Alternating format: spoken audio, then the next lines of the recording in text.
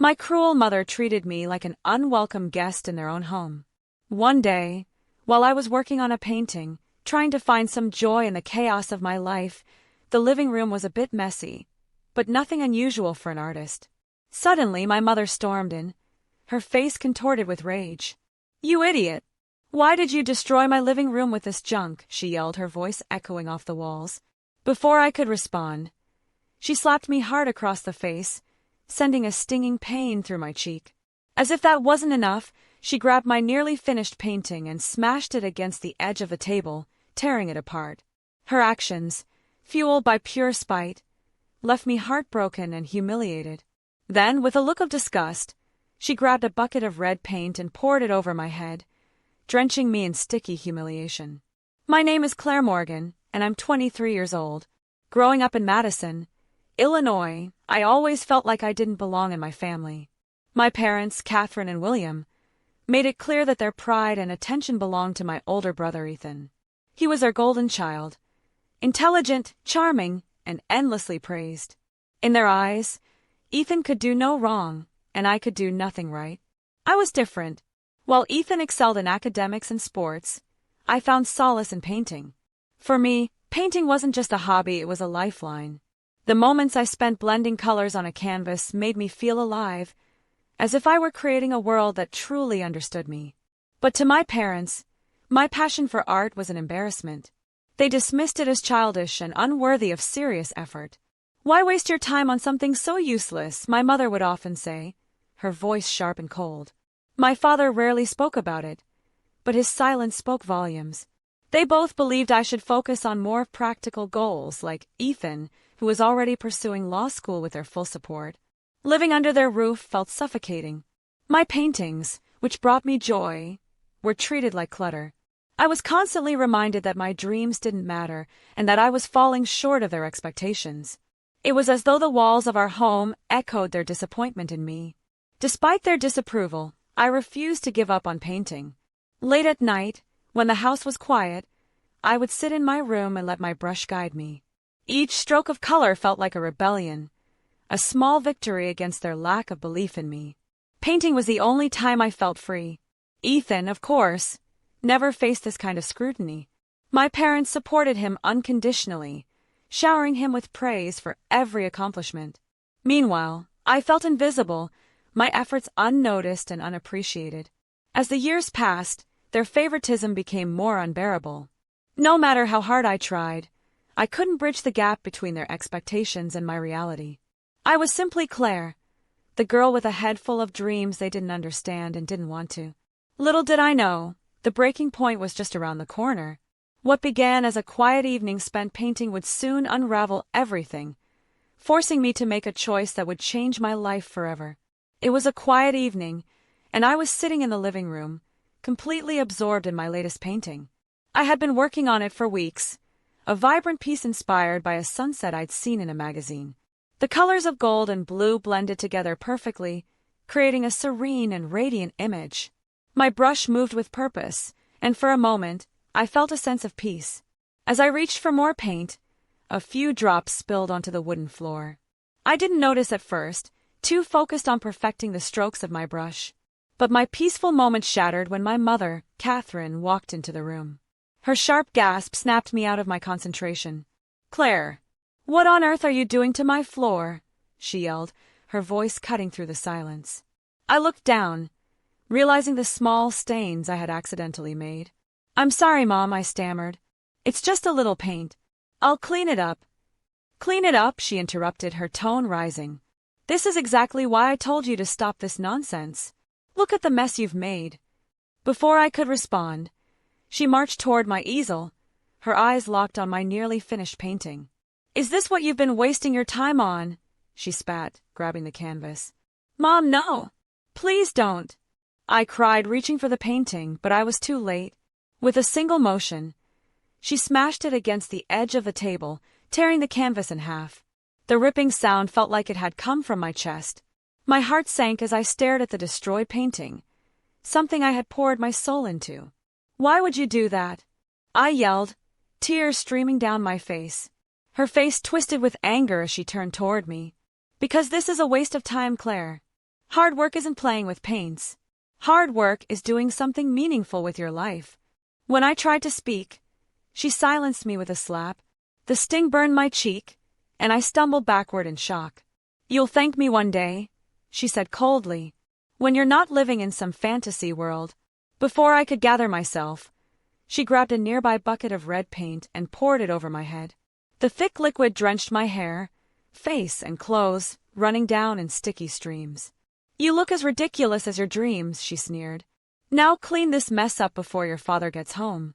She left the room, leaving me standing there, humiliated, heartbroken, and furious. The moment the door slammed behind her, I stood frozen, drenched in red paint. My mind swirled with humiliation, anger, and heartbreak. The ruined canvas, torn and crumpled on the floor, felt like a physical representation of how little my dreams mattered to her. I wiped at my face, smearing the sticky paint, but the tears kept coming. I couldn't stay here anymore. This wasn't just about the destroyed painting. It was years of being ignored, dismissed, and treated as a failure. This was my breaking point. I ran to my room, grabbed my bag, and started packing. I didn't need much, just the things that mattered to me. My sketchbook, some clothes, and the small jar of savings I had managed to collect over the years. I glanced around my room one last time, my heart heavy. Despite the pain, it still felt like home. But not anymore. Stepping out into the cold night, I didn't look back. I didn't know exactly where I was going, but one name came to mind: Aunt Olivia. She was the only person in my family who had ever supported my love for art. She had always encouraged me, telling me I had talent even when everyone else doubted me. I hoped she'd take me in. When I reached her house, it was nearly midnight, and I hesitated before knocking. The door opened almost immediately, and Olivia stood there, her eyes widening when she saw me. "Claire," she said, concern etched on her face. "What happened?" The tears I'd been holding back spilled over. "Mom, she destroyed my painting. She slapped me, poured paint on me, and said I'm wasting my life." My voice cracked as I spoke, and Olivia pulled me into a warm hug. "Come inside," she said softly, guiding me to the couch. She handed me a towel and a glass of water, waiting until I calmed down. "You don't deserve this, Claire," she said firmly. "You're talented and your dreams matter. If they can't see that, it's their loss. You can stay here as long as you need." Her words were like a balm to my wounded heart. For the first time in years, I felt seen and understood. That night, I fell asleep in her guest room, feeling safe for the first time in a long time. I didn't know what my next step would be, but I knew one thing: I wasn't going back. The days that followed were a blur of emotions. I woke up in Aunt Olivia's home, the weight of my decision to leave still fresh. But her support was unwavering. She didn't just give me a place to stay, she gave me hope. "You need to focus on your art," she told me one morning over coffee. "You've got a gift, Claire.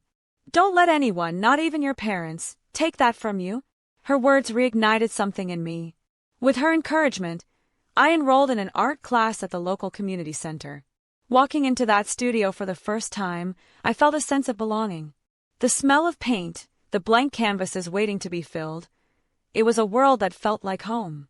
My instructor, Miss Franklin, was a seasoned artist with a sharp eye and a kind heart. She saw potential in my work and pushed me to experiment with new techniques. Slowly, my confidence began to grow. Each completed piece felt like a small victory, a step away from the doubt my parents had planted in me. Aunt Olivia continued to be my biggest cheerleader. One evening, she surprised me with news that would change everything. "Claire, I want you to meet someone," she said with a smile.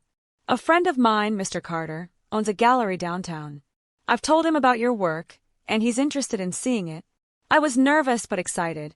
When I met Mr. Carter, he studied my portfolio with a thoughtful expression. "Your style is raw, emotional," he said finally. "It tells a story. I'd like to feature some of your pieces in a small exhibition we're hosting next month." I could hardly believe it. An exhibition? Me. I thanked him repeatedly, my heart racing with a mix of disbelief and joy. The weeks leading up to the exhibition were a whirlwind of preparation. I poured my heart into creating pieces that told my story of resilience, heartbreak, and hope. When the day arrived, I stood in the gallery, watching people admire my work. For the first time, I felt validated, not by my family but by strangers who saw the value in what I created. By the end of the night, I had sold 2 paintings. The small checks felt like much more than money. They were proof that I was on the right path. My dreams were no longer just dreams. They were becoming my reality. The months following the exhibition felt surreal. My confidence soared as my paintings gained attention. I moved into a small studio apartment in Chicago, a space where I could fully immerse myself in my art. My days were spent surrounded by canvases and brushes, creating pieces that told stories of pain, hope, and transformation. Then came the invitation that changed everything. Mr. Carter called one afternoon, his voice filled with excitement. "Claire, your work is making waves. A well-known art critic wants to feature your paintings in an upcoming exhibition at a prestigious downtown gallery." I could hardly breathe. This was the opportunity one had dreamed of. "Of course," I said, my hands trembling with excitement. The weeks leading up to the event were filled with long hours and late nights. I poured every ounce of emotion into my work, determined to make this exhibition my best yet. When the day finally arrived, I stood in the gallery, surrounded by my paintings, feeling a mix of pride and nerves. The turnout was overwhelming. People admired my work, many placing bids on my pieces. One painting, titled Rebirth, held a special place in my heart. It symbolized my journey from pain to empowerment. As I stood near it, soaking in the moment, I noticed 2 familiar faces walk through the door. My parents. My chest tightened. They looked uncomfortable, out of place in the elegant gallery. My mother's eyes scanned the room before landing on me. For a moment, she hesitated, then approached with my father trailing behind her. "Claire," my mother began, her voice softer than I had ever heard it. "Your aunt told us about the exhibition. We wanted to see it for ourselves." I crossed my arms, my heart pounding. "Why?" I asked, keeping my voice steady. "To remind me how my dreams were a waste of time." My father looked down, guilt written all over his face. My mother fidgeted with her purse strap. "No," she said quietly. "We came to apologize. We were wrong about everything." I stared at them, their words stirring a storm of emotions. "You destroyed my painting. You threw me out of the house. Do you think an apology erases all of that?" Tears welled in her eyes. "We know we hurt you, Claire, and we'll regret it forever." I took a deep breath, my voice firm. "I appreciate your apology, but I don't need your approval anymore. I've built a life I'm proud of, and I won't let anyone take that from me." They nodded, quietly leaving. For the first time, I felt free. The gallery quieted as the last guest departed, but my heart was still racing. The exhibition had been a success beyond my wildest dreams. Most of my paintings had sold, and the recognition I had long sought was finally within reach. Yet, my parents' unexpected visit lingered in my mind. Their apology was genuine, but I knew better than to base my happiness on their acceptance. I had fought too hard to let anyone define my worth. In the weeks that followed, my career flourished. The Art Critics feature brought even more attention to my work, and I began receiving commissions from clients who wanted pieces tailored to their stories. Each canvas became a new chapter in my journey, and with every stroke of my brush, I felt a deep sense of purpose. Inspired by the support I had received from Aunt Olivia and the opportunities that had come my way, I decided to give back. Using my earnings, I opened a small gallery of my own. The space wasn't just for my art, it became a platform for emerging artists who faced struggles like mine. I wanted to create a community where talent was nurtured and celebrated, no matter what obstacles stood in the way. One day, as I stood in my gallery, watching a group of young artists hang their work for an upcoming show, I felt an overwhelming sense of fulfillment. My life, once defined by rejection and doubt, was now filled with color and creativity. Aunt Olivia visited often, her pride in my achievements shining brighter than any spotlight. "You've created something amazing, Claire," she said during one of her visits. "Your success isn't just in your art, it's in the lives you're touching." Her words stayed with me. Looking back, I realized how far I had come. The pain of my past no longer defined me. It had fueled my growth. My parents' rejection, though deeply hurtful, had pushed me to find my voice and follow my dreams. In a way, their actions had led me to the life I now cherished. Standing in the gallery one evening, surrounded by the work of both my hands and the artists I mentored, I felt at peace. My journey hadn't been easy, but it had been worth every struggle. I had turned my pain into something beautiful, proving to myself, and to the world, that I was capable of greatness. Thank you for joining me on this journey. If you enjoyed this story, don't forget to give it a big thumbs up. Share your thoughts in the comments below. I'd love to hear what you think. And if you haven't already, hit that subscribe button and turn on the notification bell so you never miss a story that inspires, uplifts, and entertains. Your support means the world to me. Until next time, stay creative and keep dreaming.